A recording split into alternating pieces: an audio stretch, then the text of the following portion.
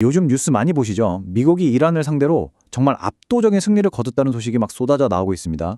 실제로 전쟁이 시작된 지 딱 13일 만에 이란의 주요 군사기관이 완전히 파괴됐거든요.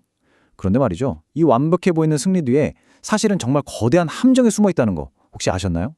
오늘 이 시간에는 이 엄청난 군사적 성공이 어떻게 끔찍한 전략적 재앙으로 변해가고 있는지 그 이면을 한번 깊숙이 들여다보겠습니다. 네, 전쟁 시작하고 딱 13일 만이었어요. 미국 대통령이 나와서 선언합니다. 우리가 이겼다 하고요. 뭐 군사적인 관점에서만 보면 이건 틀린 말이 아니었어요. 이란의 핵심 군사시설 싹 다 날아갔거든요.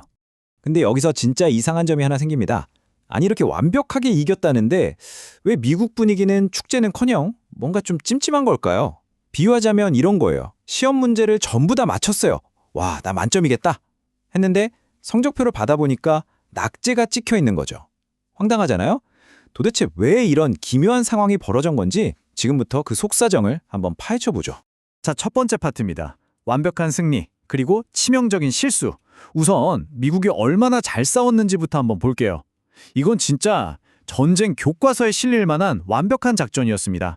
그러니까 서류상으로만 딱 보면요. 이건 정말 흠잡을 데가 없는 작전이었어요. 이란의 방공망 그냥 흔적도 없이 사라졌고요.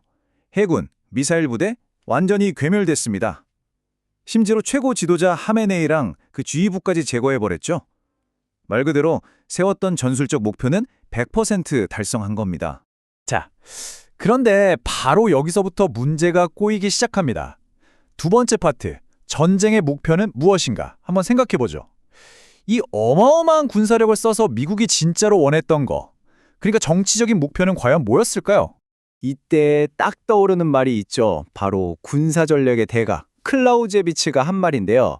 전쟁은 다른 수단으로 하는 정치의 연장선일 뿐이다. 이게 무슨 말이냐면 전쟁은 그냥 치고받고 싸우는 게 끝이 아니라는 거예요. 싸움을 통해서 뭔가를 얻어내려는 하나의 정치적인 도구라는 거죠. 그러니까 뚜렷한 정치적 목표 없이 하는 전쟁은 그냥 아무 의미 없는 폭력일 뿐이라는 겁니다. 바로 이 지점에서 미국의 문제가 터져 나옵니다. 이번 전쟁에서 미국은요, 서로 말이 안 맞는 세 가지 목표를 동시에 쫓고 있었어요. 자, 여기 표를 한번 보시죠. 첫째, 정권 교체. 이걸 하려면 어떻게 할까요? 당연히 대규모 지상군을 보내야죠.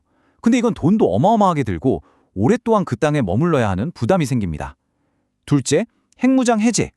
이건 또 어때요? 협상을 해야죠. 근데 협상을 하려면 상대방, 그러니까 안정적인 정부가 있어야 하잖아요. 근데 미국은 그 협상 상대를 그냥 없애버렸어요. 말이 안 되죠. 마지막, 군사력 약화. 이게 목표였다면 그냥 공습 몇 번으로 끝낼 수 있었겠지만 그렇다고 이란과의 근본적인 정치 문제가 해결되는 건 아니잖아요. 결국 이 세 가지 목표가 서로 엉키면서 그래서 이 전쟁을 어떻게 끝낼 건데 하는 출구 전략 자체가 그냥 증발해버린 겁니다. 자, 세 번째 파트입니다. 의도치 않은 결과들. 이렇게 전략이 엉망진창이 되니까 이란 현지에서는 정말 끔찍하고 아무도 예상하지 못했던 부작용들이 나타나기 시작합니다.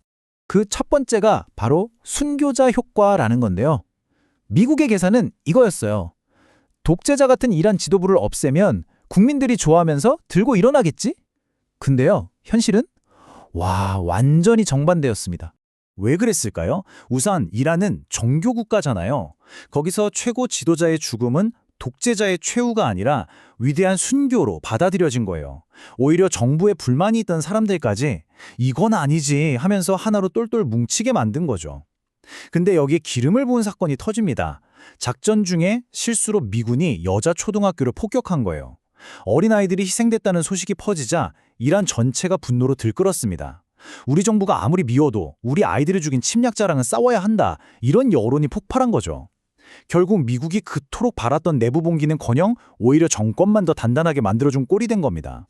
결과적으로 미국은 스스로 판 함정에 빠져버렸습니다. 이걸 방관자의 딜레마라고 하는데요. 말 그대로 이러지도 저러지도 못하는 최악의 상황에 갇혀버린 거죠. 이 딜레마 시나리오를 한번 볼까요?